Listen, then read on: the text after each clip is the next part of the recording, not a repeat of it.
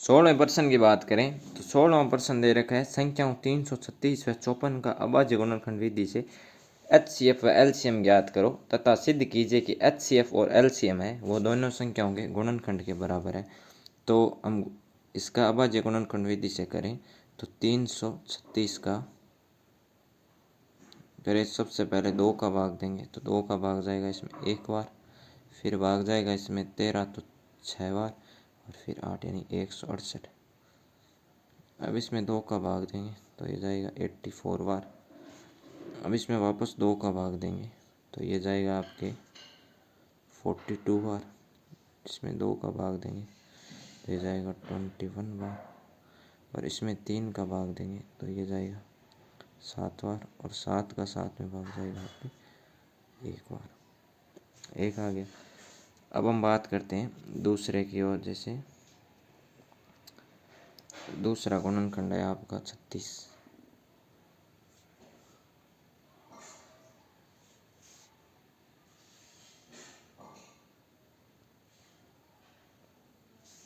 36 में 2 का भाग देंगे तो ये जाएगा आपके 18 बार। 18 में 2 का भाग देंगे तो ये जाएगा 9 बार। 9 में 3 का भाग देंगे तो ये जाएगा 3 बार और 3 में 3 का भाग देंगे तो ये जाएगा 1 बार। इन गुणनखंड क्या आ गए, गुणनखंड 36 का हुआ, 36 का हुआ 2 गुणा 2 3 गुणा 3। तो 36 के गुणनखंड हुए आपके 2 गुणा 2 गुणा 3 गुणा 3। और जो आपका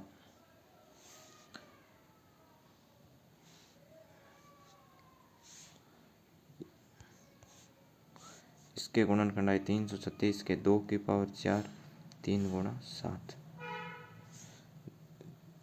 336 के 2 गुणा 2 गुणा 2 गुणा 2 गुणा 3 गुणा 7।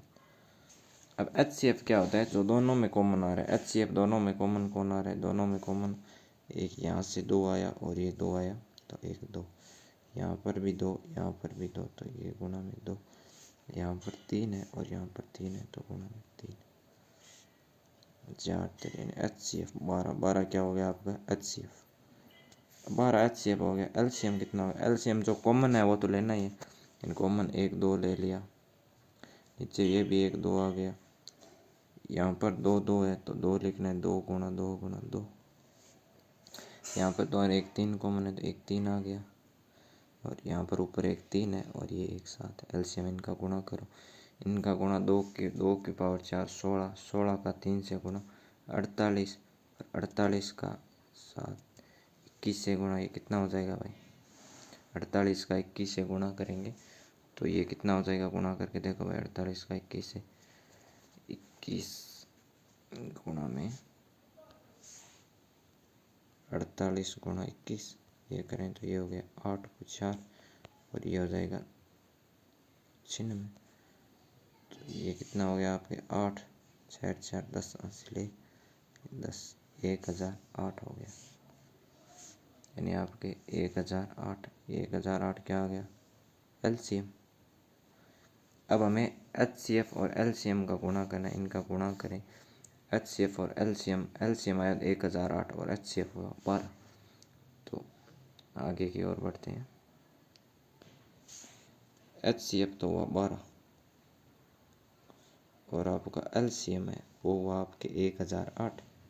हमें सिद्ध करना है LCM और HCF का गुणा है वो आपको दोनों संख्याओं के गुणनफल है, इसका गुणा करें 1008 गुणा 12, 12 8 96 हासिल 9 9 0 और 12 12,096।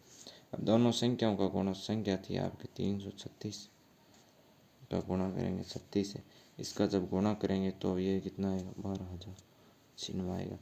तो यहाँ से ये एक फॉर्मूला भी है फॉर LCM HCF गुणा LCM बराबर दोनों संख्याओं का बराबर दोनों संख्याओं का गुणनफल।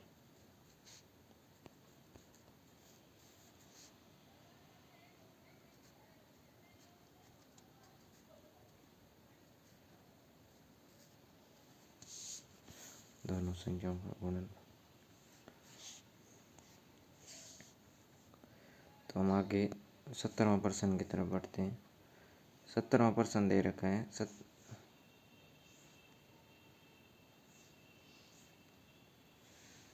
17वां प्रश्न दे रखा है। 17वां प्रश्न है कि सिद्ध करो 7√5 एक अपरिमेय संख्या है।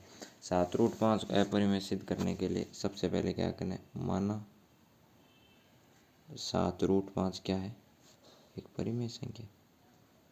अब माना 7√5 एक परिमेय संख्या है, और परिमेय संख्या तो इसको लिख सकते हैं हम P/Q के रूप में।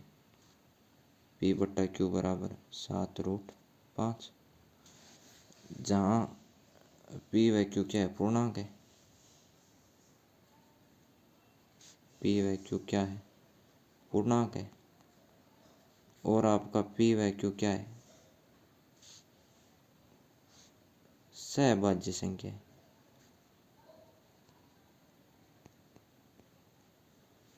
P/Q सहभाज्य संख्या। P/Q सहभाज्य संख्या है। सहभाज्य संख्या जिसका HCF है 1 होता है। अब सहभाज्य संख्या और एक Q नॉट इक्वल टू क्या होगा, 0 होगा। तो इसको हम लिख सकते हैं P/Q बराबर 7√5। जो ये लाइन बोली P/Q पूर्णांक है तथा P/Q सहभाज्य संख्या, Q नॉट इक्वल टू 0, ये यहाँ पे आगे कोष्टक बना के इसमें लिख देनी है। P/Q इसको हम लिखूँ तो P/7 इधर गुणा में है तो इसका पक्षांतर करूँगा तो भाग में आ जाएगा, तो बराबर क्या हो जाएगा, √5। √5 हो गया। हम जानते हैं कि P/Q पूर्णांक है, तो P/7Q भी पूर्णांक है। P/7Q पूर्णांक है तो P/7Q क्या है, एक परिमेय संख्या है। P/7Q क्या है, एक परिमेय संख्या है। P/7Q एक परिमेय संख्या है, लेकिन √5 क्या है, परिमेय संख्या नहीं है।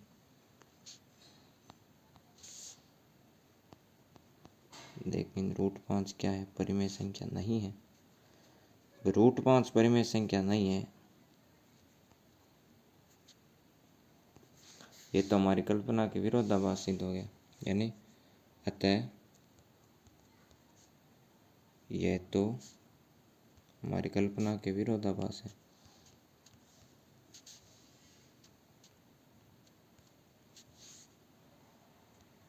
कल्पना के विरोधाभास है।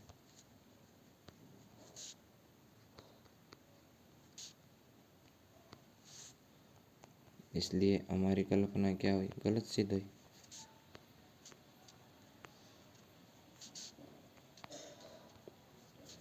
हमारी कल्पना क्या हुई, गलत सिद्ध हुई।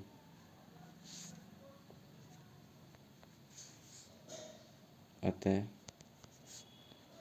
7√5 एक अपरिमेय संख्या है।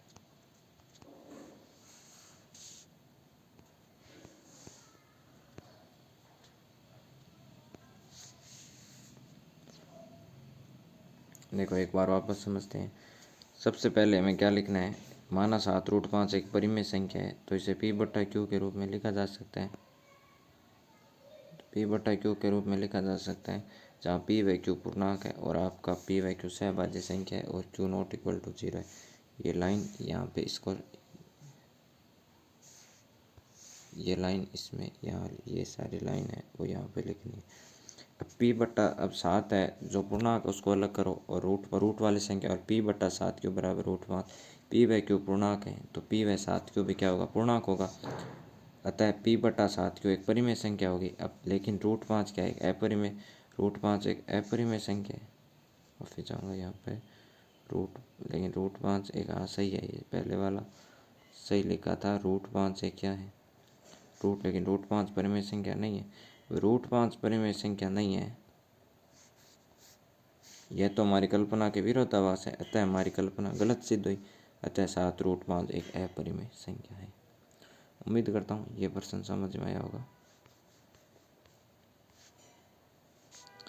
अब बढ़ते हैं आगे की ओर।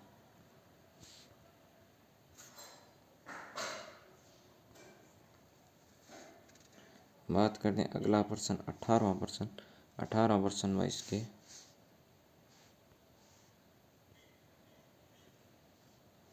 18वां प्रश्न भाई इम्पोर्टेंट है।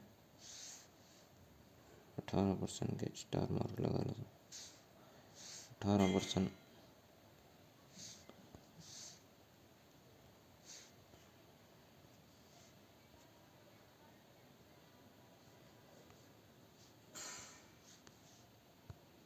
जो 18% है वो आपके इम्पोर्टेंट पर्सन है। 18% क्या है?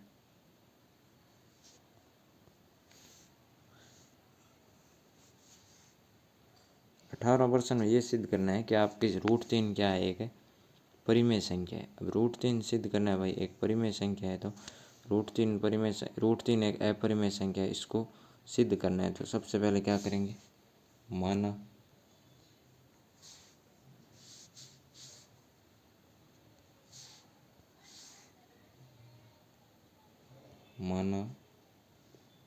√3 एक परिमेय संख्या, माना √3 एक परिमेय संख्या है। अब √3 एक परिमेय संख्या है तो इसे P/Q के रूप में लिखा जा सकता है। P/Q बराबर √3, जहाँ पर क्या है, P व Q क्या है, पूर्णांक है, तथा P व Q क्या है, सहभाज्य संख्या। माफी चाहूँगा, P व Q सहभाज्य संख्या। सहभाज्य संख्या का मतलब होता है जिसका HCF 1 है, वह Q नॉट इक्वल टू 0 है। अब इसके बाद हमें क्या करना है, इसके बाद हमें करना है वर्ग करने पर। वर्ग करेंगे तो ये हो जाएगा P²/Q² बराबर कितना हो जाएगा, 3 हो जाएगा। इसके बाद हमेशा Q² का मान निकालना है तो Q² बराबर क्या हो जाएगा, P²/3। भाई Q² ऊपर भाग में तो ये इधर गुणा में जाएगा, और 3 आपका जो गुणा में है तो ये भाग में हो जाएगा, यानी 3 इसको भेज नीचे आ गया और इसको ऊपर पक्षांतरण कर दिया।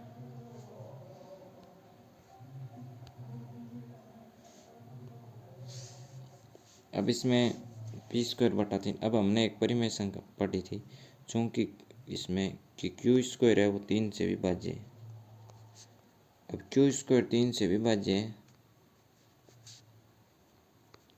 तो माफी चाहूँगा, ये P² है।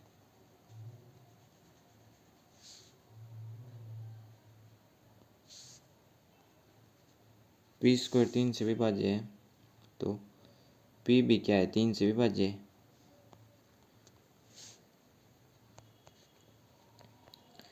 P भी 3 से विभाज्य है। अगर ये विभाज्य है तो कुछ शेष फैलाएगा, तो माना हमने आया P/3 बराबर K1 आ गया। इसको समीकरण नंबर 1 दो, P/3 बराबर K1। यहाँ से P का मान क्या आ गया, P बराबर 3K1। ये क्या हो गई, ये हो गई समीकरण नंबर 2।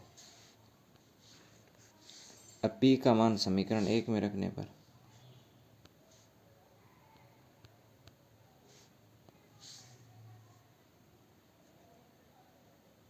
P का मान समीकरण 1 में, P का मान समीकरण 1 में रखेंगे तो ये हो जाएगा Q² बराबर P की जगह आ जाएगा 3K1 का स्क्वायर बट्टा में 3। तो यहाँ से ये क्या आ गया, ये आ गया Q² बराबर, ये हो जाएगा 9K1, 9K1 में 3 का भाग गया तो ये हो जाएगा 3K1 स्क्वायर। देखो यहाँ से क्या हुआ, इसका वर्ग खोलेंगे तो ये हो जाएगा 9K1 का स्क्वायर बट्टा में 3, 3 के पहाड़े से 9 कटा 3 और तो Q² बराबर 3K1 स्क्वायर। अब वापस वही, चूँकि अब इसमें K1 का मान निकालना है तो K1 स्क्वायर बराबर हो जाएगा आपका Q² बट्टा 3। अब वापस वही पर में लिखना है, चूँकि Q² है वो 3 से विभाज्य है। Q² 3 से विभाज्य है तो Q भी क्या होगी, 3 से विभाज्य है।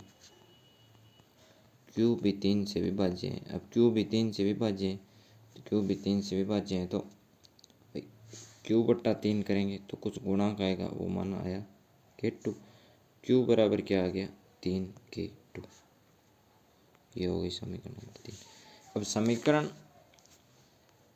दो में देखने पर 3k1 और समीकरण 3 में क्या है 3k2। लेकिन हमने तो कहा था पी बाई क्यू सहभाज्य संख्या भाई, सहभाज्य HCF एक है, लेकिन इन दोनों को देखने पर भाई 3 जो HCF है वो सीधा सीधा दिख रहा है, तो 3 दे, अतः यानी क्या लाइन लिखनी है हमें,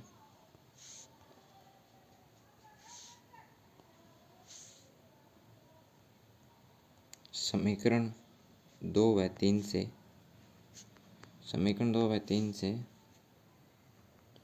यह स्पष्ट है कि इनका कम से कम एक गुणनखंड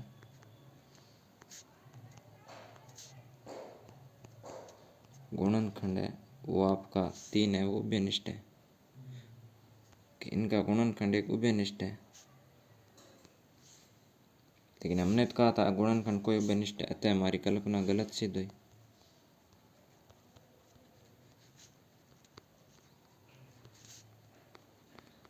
अतः हमारी कल्पना गलत सिद्ध हुई। अतः √3 या एक अपरिमेय संख्या।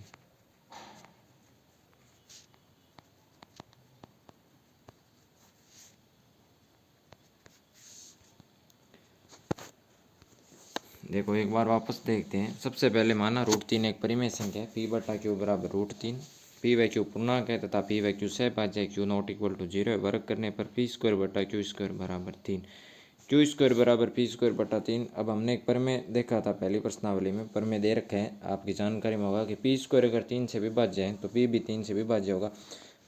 माना पी बटा 3 बराबर k1 है, तो p बराबर 3k1 आएगा। p का मान समीकरण 1 में रखेंगे, तो यहाँ से क्यू स्क्वायर बराबर 3k1 स्क्वायर, इसके बाद k1 स्क्वायर का मान निकालेंगे, तो k1 स्क्वायर बराबर क्यू स्क्वायर बटा 3 है।